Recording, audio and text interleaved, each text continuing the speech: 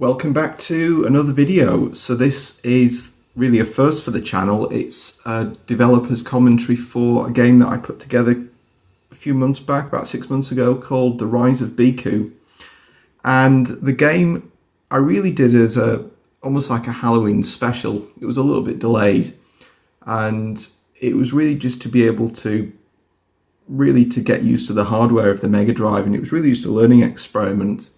And the game is a bit like an old school adventure game. It's not really a game as such, it's more just like a visual novel, and it's based on a story by Dave Price, the Infected Flinch from D&T Games, and he put this story together really just after a conversation in the summer of, it would have been 2016. And we were thinking about ideas for games, and he showed me this idea for this story that he built, which was like a text adventure down it was the National Coal Mining Museum near Wakefield. And I thought, okay, that's kind of a nice idea. And over probably about a week or two, we were thinking of ideas for this story, and it ended up becoming The Rise of Beakoux. So it was really just a case of taking that idea and the script for that, and then working it into something that would work on a Mega Drive game. And here it is. So I'll just start this now. It hasn't been properly released, and that's because there's a bug on certain hardware that I still haven't got rid of. But it does work under emulator reasonably well. So I'll just set this going now. So this is running on an emulator.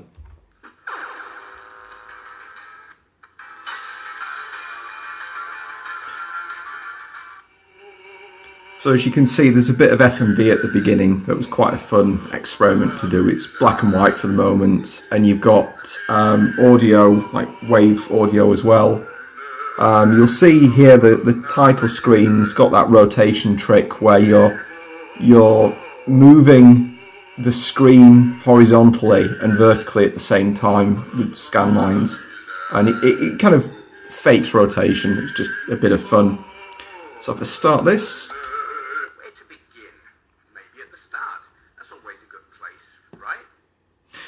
So the game has got a number of voice actors. Now I had to ration how much audio is in the game just because of the cartridge limitation of 4 megabytes.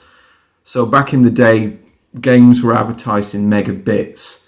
So there's 8 bits in a byte. So when you used to get these 32 megabit games, it really meant 4 megabytes. Or again, like Sonic the Hedgehog, which was meant to be 4 megabit, is half a megabyte, and you'll see that by ROM sizes.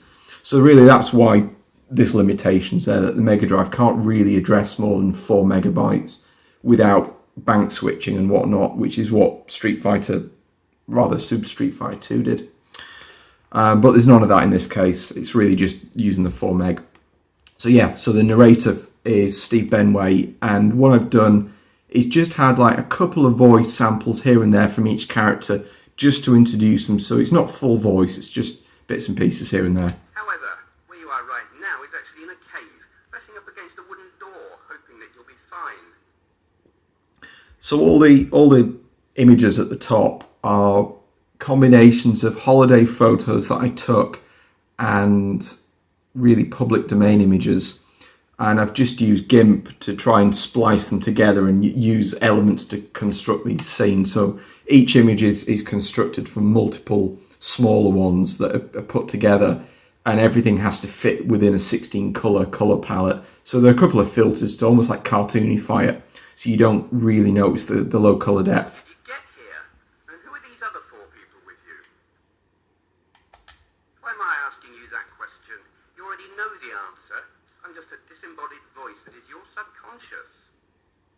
Yeah, so this was another holiday photo. So I developed most of this game when I was in a holiday cottage on an evening, and it was really just a really good place I was, because I was up near Barnborough Castle, up towards the north east of England, and there was some great places that we visited, and a lot of the pictures ended up in the game. So the title kind of Beakoux kind of mural is really a couple of murals from Barnborough Castle that I just spliced together.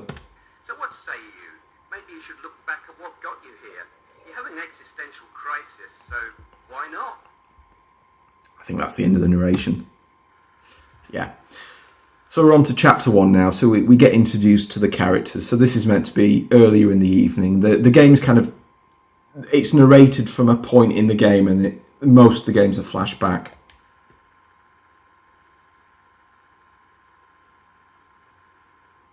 Yeah, forest in the Peak District. It's, yeah, don't worry too much about the details. It's meant to be near Yorkshire, and that's kind of the point of the game. I tell you, we should have brought some cheese and some crackers on this trip. Maybe some roasted pumpkin seeds. Would have been a nice addition. Okay, so this is Patty Rosier, who did a lot of narration for this game. She actually voiced pretty much all the lines, and I just had to cut everything out because of the ROM size. Which is a real shame because she did a lot of alternate takes and was a real trooper on this. So what I've done for each of the characters is there's like a low colour version of like a photo, and it's kind of been grizzled up a little bit just so it doesn't look like a photo and it looks a little bit more kind of, if you imagine like PGA Tour golf, that kind of low colour photo look. What is it with you and pumpkin seeds? Who's that guy? I don't know who that is. I ask you, just what is wrong with pumpkin seeds? Not exactly something that you grow over in the UK, though, is it? So Lactobacillus prime, Mark Verheer did a couple of lines here and there for the game, and they really come out well. Some of the voice samples, I've got a little bit of a grain on them because I've had to drop the sample quality down a little bit, but I think they come out okay. Potatoes, that's what you can grow here. And Erwin Costado, or Mr. Costado, as his username is, who ended up becoming almost the comedy sidekick in a way. I don't think that was intentional at the beginning, but I think it's just how it worked out. Yeah, so from this point on, there aren't many spoken lines. It's really text. You might not be able to hear in the background, but there's like a little typewriter effect. But when I sent this out to kind of beta test, a lot of the feedback came out was that typewriter effect was really loud and really annoying, so I've dropped the sound down.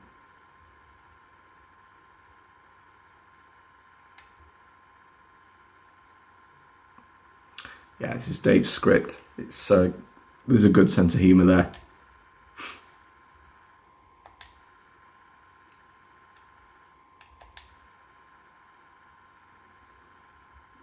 Yeah, so there's a bit more FMV coming up that use most of the space on the cartridge. I'll explain a little bit later how I did that. There's been some weird noise. It's like something's watching me.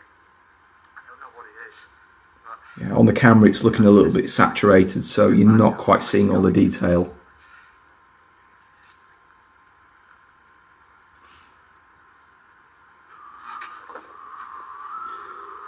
So the way the compression works is it uses the Mega Drive's, the way the Mega Drive displays graphics, which is based on tiles, and it's one thing that it takes ages to compress, but is pretty efficient to decompress, and it's using what I suppose was called blast processing, which is a DMA controller, which means it's really quick to be able to load tiles from the cartridge into the video RAM, into the VDP processor. And what that does is it will just look at previous tiles and go, is this tile similar to a previous one? If it is, just reuse it. If it's not, create a new one. And the compression's pretty good there, but you're still limited by the cartridge. I think it's the sound really that took most of the space up rather than that video.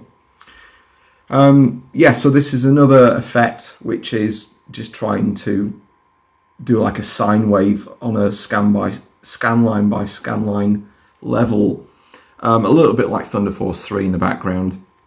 So it's meant to represent dizziness, so you kind of on your back looking up out of this crater in the ground.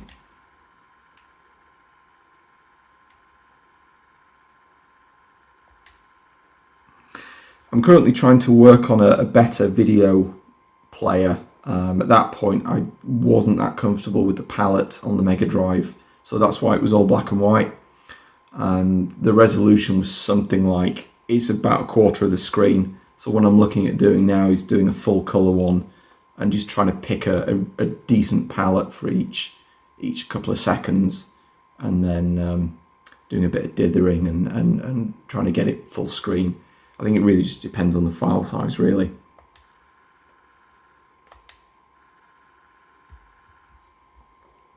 It's a shame, really, that I couldn't use more voice lines, but it's just, again, the cartridge.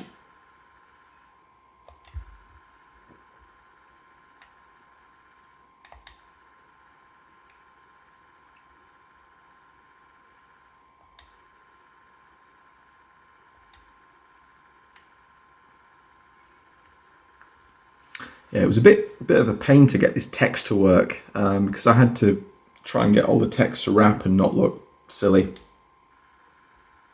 Little glitch there. How many gadgets do you need? We have far too many. At least we can see. Bit more voice. I really like the banter between Mark and Erwin, and it was good to get this into the game.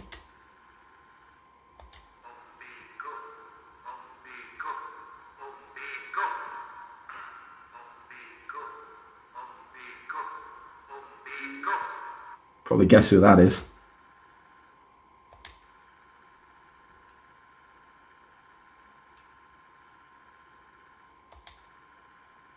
Chapter 3.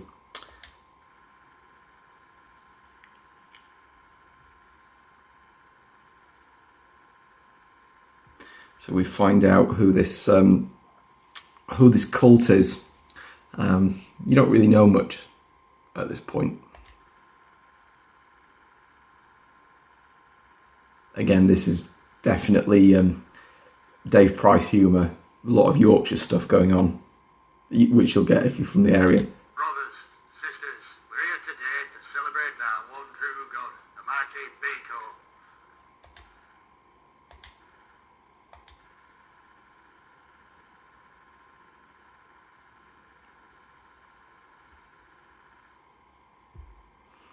Yeah, it was kind of a joke. Both Dave and I are from Sheffield area, so quite near Barnsley, and there's a bit of a stereotype about people from Barnsley and the accent and the association with coal mining, etc.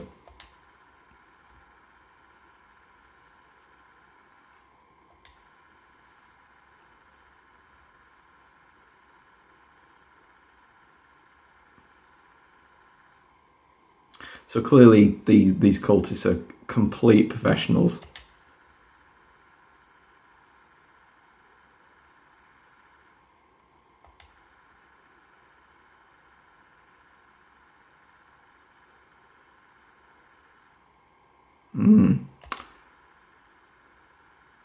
What do proper cultists sound like?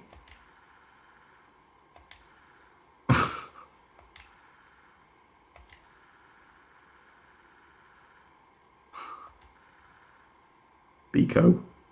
It's kind of the joke. Beakoux, they can't pronounce it right.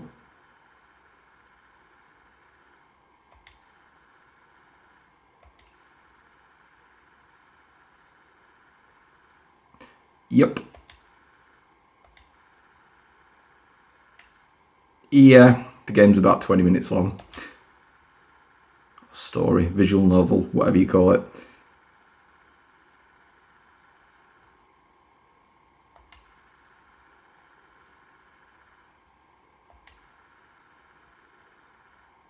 Pretty ridiculous.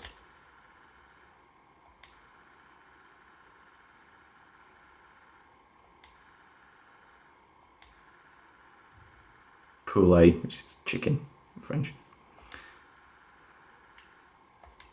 I don't know if there's a place called Poulet in France. Again, this is more public domain imagery that has just been kind of spliced together to try and make it look like a scene. This one looks a little bit too photorealistic for my liking. I perhaps needed a bit more work on it.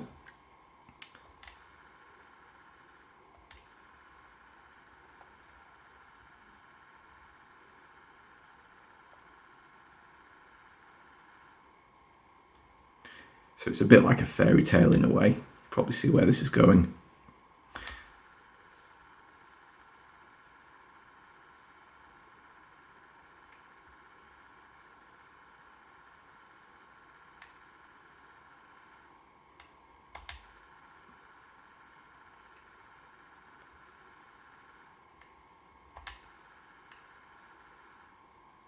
Yeah, I didn't put character images for the people that are referred to in the story, particularly in a lot of the like not the flashback ways. It's images of characters that are in the game, not necessarily people in the story. Originally, I didn't have any characters in there, but I didn't think it worked very well just having this very faceless or characterless story. So I ended up putting some kind of imagery in there, or character photos in there, but I didn't want to go too far with it. So it's really just the main characters of the game. So you never really see what the king looked like, or the scruffy vagabond, or his daughter.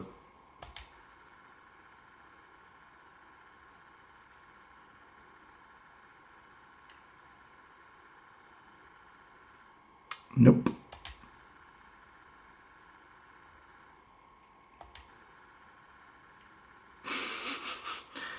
Again, the comedy sidekick. I really like the look of this. What I did for a lot of these images was to try and put like almost like a very theatrical kind of colour on it, so that every image wasn't just like any possible colour. It was always like there was almost like a shade on everything, and it meant it was easier to pick out colours, particular colours. So on the background layer, which are your photos, the process photos, you've only got 16 colours. The foreground layer, you've got another 16 colours, which doesn't give you a lot, particularly for the backgrounds. The characters were okay, but I just felt that the backgrounds, there isn't a lot, so you've got to be very careful. So in this case, you won't see any reds in there. But it looks very, very Amiga-like in a way. It reminds me a lot of, I think, like Shadow of the Beast 2 with the barn at the beginning.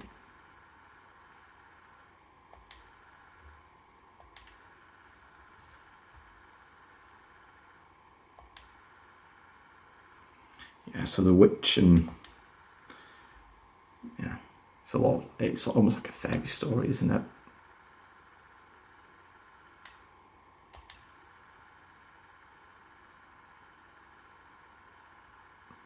Yeah, there always is.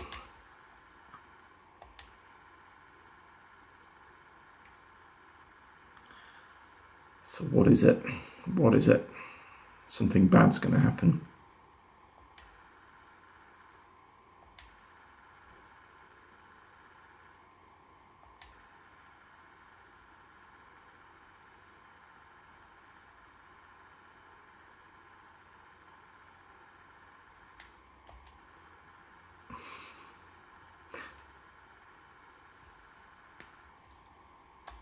Here we go. Took a long time to get this right, to get this consistent.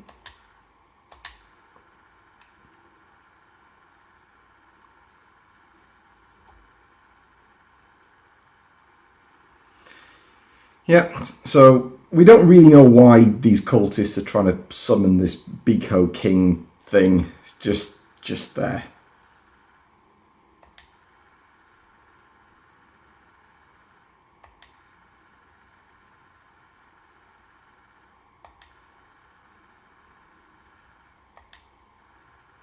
So you don't get to see Beakoux yet. I was going to put him in at that point, but I've left it till a little bit later. Yeah, this particular image was really difficult to get to work, just because of the tile limit on the Mega Drive. So I had to cut off the top left of the image, so it looks like it's a shadow, but really it was just because of a limitation. There's only so many unique tiles you can place on the screen. Okay. So why can the cultists not properly summon Beakoux?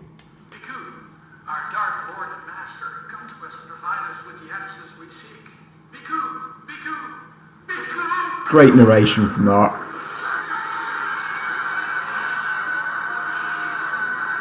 Oh, this was a pain to get the sound just right on this. There's a chicken, a pig, an eagle. It's everything that Beakoux's meant to be. All those animals, and this thing that ended up becoming a mixture of all. There's like a dragon and a all sorts, and it just looks daft, and so I kept it. They've done it now.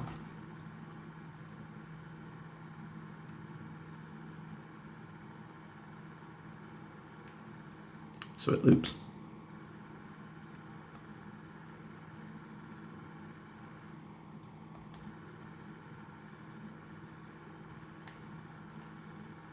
This might have been a good opportunity to put some music in the background, just to build a bit of tension up.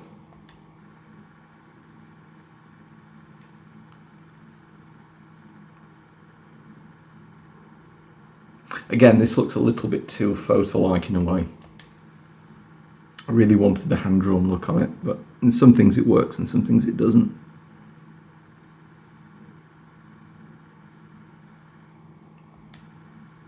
The writing maybe was a little bit Douglas Adams there.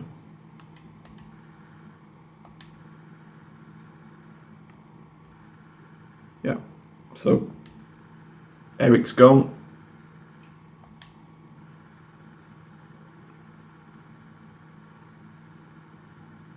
But we never really see him. We don't see him as you never see the characters on top of the background. So it was just a decision that I made, that you get the little portraits and you get that one image of Beakoux, and that's it really. I was going to say it leaves a lot to the imagination, but after you've had that kind of dodgy image in there, it kind of looks cartoony, and maybe you don't need to be reminded of it.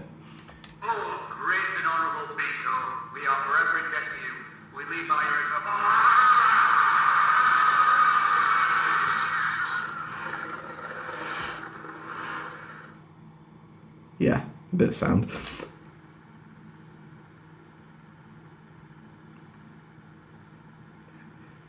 It's really just trying to keep the idea of it being a novel, that some bits are visual, some bits are not.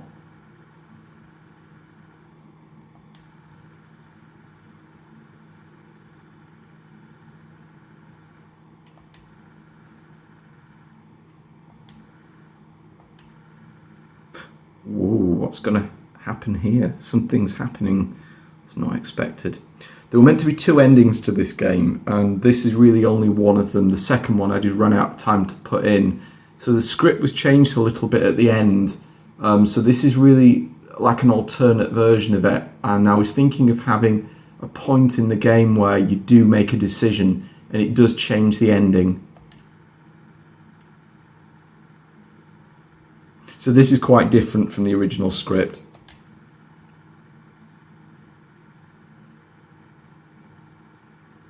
So Beakoux really has the ability at this point to influence the minds of people and turn them to his will, and that's part of why he's, you know, so powerful and scary. He's this monster that goes around killing people.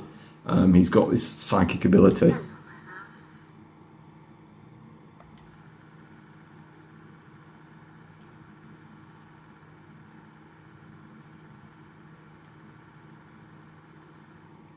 So you probably see what's happening here. He sees Penelope and the cultist's son as his daughter, and the suitor, the vagabond, the chicken farmer. Although I'm not sure if that really makes sense, because he was really angry at him in the story. So maybe he tried to kill him. I don't know.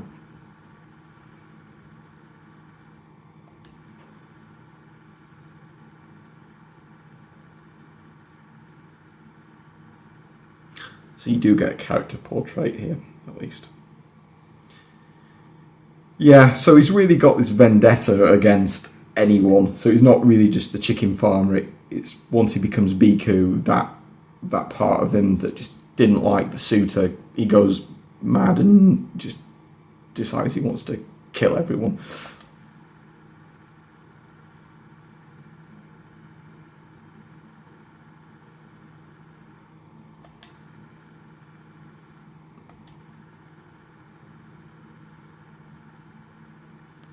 Yeah, this is really where the story ends, and the idea is in the other version you kind of wake up and it gets a little bit almost like, I was going to say Alice in Wonderland. It's not Alice in Wonderland, it's the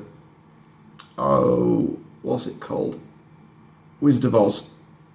And where you'd wake up and things are not quite what they seem. But with this one, it's pretty much what you see is what you get. So that's at the end.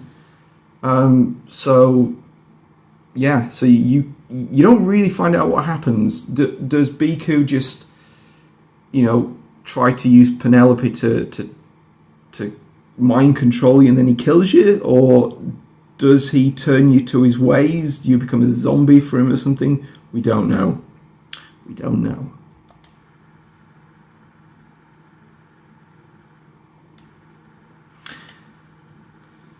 So in the background here, I really wanted to improve this, to have some kind of visual effect. I've been working on almost like a 3D perspective background, very much like the cancelled Young Indiana Jones game, where it was almost like a Mode 7 effect. But I didn't quite get that to work in time to put this together. So I think once I've got the FMV player bug working on real hardware, I'll probably put the colour video in and then go back to you know, implementing that. And I've got a little bit of room left on the cartridge, so I think a bit more code isn't going to cause too many problems. So that's it, really. I hope that was some way interesting. I mean, the ROM release was released on Retro and Lim about 6 months ago. It was end of November, and it was given a pretty small release. I'm not sure how many people actually downloaded it, but I just found so many problems on real hardware, particularly with the FMV, that it would work on some and not others.